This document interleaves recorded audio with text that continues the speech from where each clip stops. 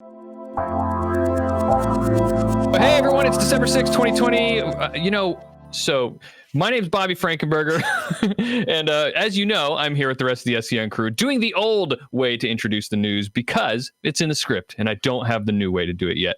But we've got tabletop gaming news for the week, and we're going to be talking about games and how they make great gifts for people in the holiday season. There's a card game Kickstarter that was delayed because their game may have sunk into the ocean, and submissions are open for the 2020-21 Origins Awards. So yeah, let's get to it now. If you've got any news items that you'd like to suggest that we do for the show, you can send that over to us at our Discord channel. You can find that on shadowcasters.network/Discord. So do that, and think of becoming a patron while you're at it at patreon.com/Shadowcasters. Okay, so first of all, just got to talk about the holiday season coming up. Games are a great gift for people. There's a couple of sales going on, and some of them are not yet ramped up, but they're going to be ramped up. So this is our public service announcement to you to remind you that games are a good gift. Green Ronin has a year-end sale that is currently going on, so check that out. Drive-Thru RPG, while they haven't started the one that they usually do every year, they have started selling a selection of gift certificates from $5 to $100. So you can do that. Gift certificates are a great gift because then people can get what they want. Speaking of gift certificates, Kobold Press is doing a give a gift, get a gift promotion where you buy gift cards and you get store credit for yourself when you buy them. Every $50 in gift certificates, you get $10 in credit. So that's a great $50 is a good board game. So so $10 for yourself. Yeah, perfect. Buy 5 board games and get a board game yourself. I wonder if can you buy a $50 gift certificate for yourself, and then also you basically get $60. I wonder. Wow, that's immoral. How dare you? I mean, I'm not suggesting you do it. I'm a white hat certificate hacker. Okay, I'm pointing it out. I will say that having worked in retail, like those things absolutely happen. Right, like yeah. People do that and they don't think about the consequences. I remember when I was working at Lone Star Comics, we did something like that, and then it was like, next year we're not going to do this because here's what happened. And it's like, oh man, that's brilliant. I wish I would have thought about that. Yeah, because what if you get so could you get $250 in gift certificates, and get another $50? Get another $50 in credit, then get another gift certificate. That's what happened, right? People would go in, they would buy $100 gift certificate, get like a $10 bonus, and then they would take that and they would buy $100 more because as far as the system was concerned, like it didn't care if you were using gift certificats or cash. Shadowcasters Network does not condone this kind of behavior. We do not. You should not take advantage of people. Not for indie publishers, but no, please don't. If you can pull this off with some sort of corporate, go ahead, like do it, like suck them dry. Anyway, check out the website for your favorite games or games companies and see if they're doing a sale. Spread the love of games this holiday season, everybody. Now, the news item you've all been waiting for. Real quick, Bobby, can I just post one thing I'm going to put in the chat? If you go to misspentYouth.robertbowl.com, you can also get a fancy gift of Misspent Youth, the game of Teenage Rebellion in an effed up future, which is it's a fantastic game that Frag & Unicorns has the rights for now, and we're excited about it. And we're going to be making some. We talked about this a little bit earlier, but Oz and I are going to be teaming up to make some cool expansions and new settings for that game. Yeah, that's amazing. But in the meantime, please go pick that up because it's a fantastic game. It's tons of fun. You can actually search our videos from Shadowcasters Network, and we did an actual play. I don't remember how many episodes it was, but we had a 5 episodes. fun super. It was one of the best actual plays that I think we've ever done. Certainly one of the most popular. So yeah, if you loved that actual play, if you love the game, or even if you just love anarchists, like straight up anarchist RPGs, it is a fabulous one, and I think everybody will love it. Or you can send it to people they can burn to keep them warm during the cold winter. Either way. Yeah, do that. So there's a Kickstarter for an upcoming game, a card game called Good Puppers, and it's being delayed because their game may have sunk to the bottom of the ocean. There was a freighter ferrying as many as 14,000 shipping containers across the ocean, and it hit a really bad storm and lost could be as much as 1,900 of those containers. Ooh. And this card game was on that shipping container. I wanted to read this story. That's basically the news. Okay, that's it. It sucks for them. They put out a really funny update on their they seem to be good humored about it on their Kickstarter, and making jokes about how they obviously made a mistake and decided to unload shipping containers to the merfolk instead of where it was supposed to be going. So they're in good spirits, but I wanted to read the story because it reminded me that there's a lot of things that have to happen to get your game to the table. You know, like, and Opti, of course, is living it. But also, holy hell, how are container ships not losing more containers? Have you guys seen pictures of these things? I would not be so sanguine about that. Like, that would be a crushing blow to me if that happened. I would not. I don't know if I would recover from that. That would be awful. Mm-hmm. No kidding. But I'm sure that there's insurance. Go and Google a shipping container right now, a cargo shipping container ship, and look at it and tell me, how do you send one of those out of port and not think that this is a terrible idea? Because there's like hundreds of these like massive shipping containers containing God knows what on the ocean. They're all stacked. Yeah. And but apparently the annual average for lost shipping containers is 1,382 every year sink to the bottom of the ocean. Containers or ships? No, containers, not ships. Okay. Holy cow. Okay. That would be a tragedy. So somewhere along those shipping lanes, right? Like enterprising diving folk can just find untold treasures, right? Yeah. Like this is literally buried treasure. No kidding. Yeah. I sense a reality. You know that reality, the reality show, the Storage Wars. This would be an undersea reality show, and it would be Container Wars, and they would actually be wars. They've got harpoon guns, and they're right. It's like somebody goes like, "Man, we lost a container full of like, rare diamond jewelry," and they're like, "We got this!" And like three teams mobilize immediately, and then they're gonna fight. Team up with whales and whalers, and it'll be factions, and it'll be great. Yeah, ooh, I like it.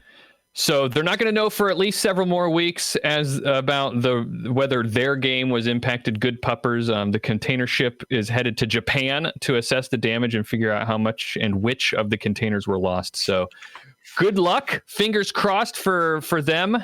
But either way, whether it's good news or bad, there's going to be a delay for the Kickstarter. So can I get an F in chat? That makes Let's me want get F in chat. That headline makes me want to throw up. Yeah. Hopefully nothing like that happens. Fingers crossed.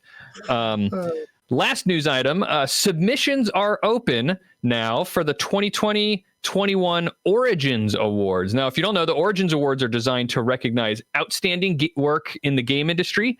They have things like Board Game of the Year. So these were awarded last year. Board Game of the Year was Tiny Towns. The Card Game of the Year, best card game was Point Salad.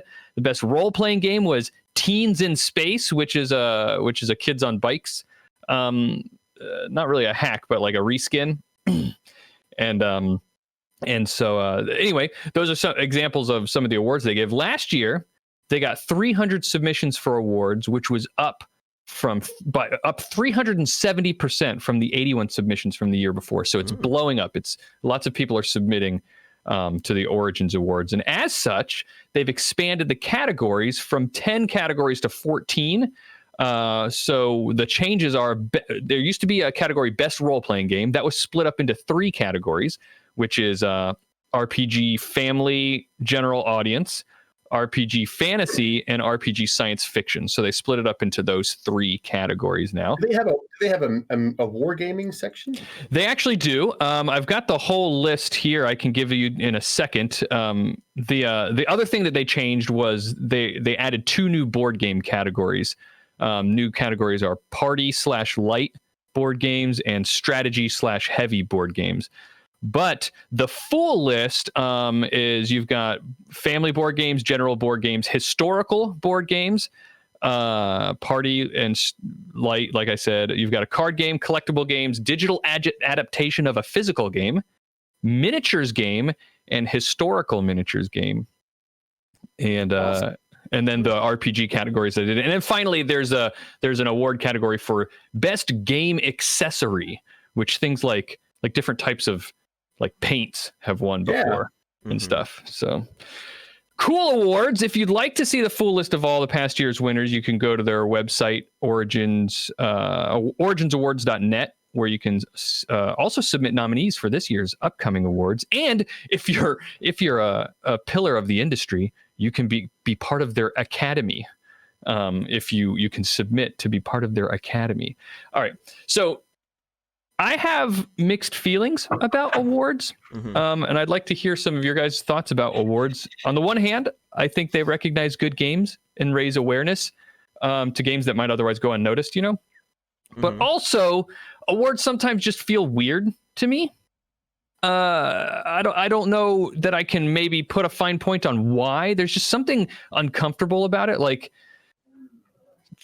I don't know. The more also categories, like expanding categories in more and more makes me think like why the more categories you have, are you eventually like, when do you start watering down the sort of like significance of the awards, But also at the same time, you sometimes need to subdivide those categories out because too many things fall under one broad category and get pushed out. If they have 300 submissions, that that makes me glad that they're splitting it up, because you don't want to submit 1 out of 300, right?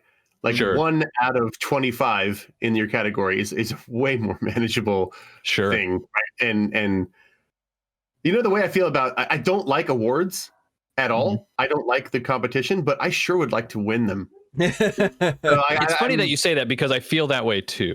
Right. Like if I have a chance of winning them, then I'm all for awards that year that I submit. Right. But the rest of the time, like, I hate the fact that we're placing people in competition with each other.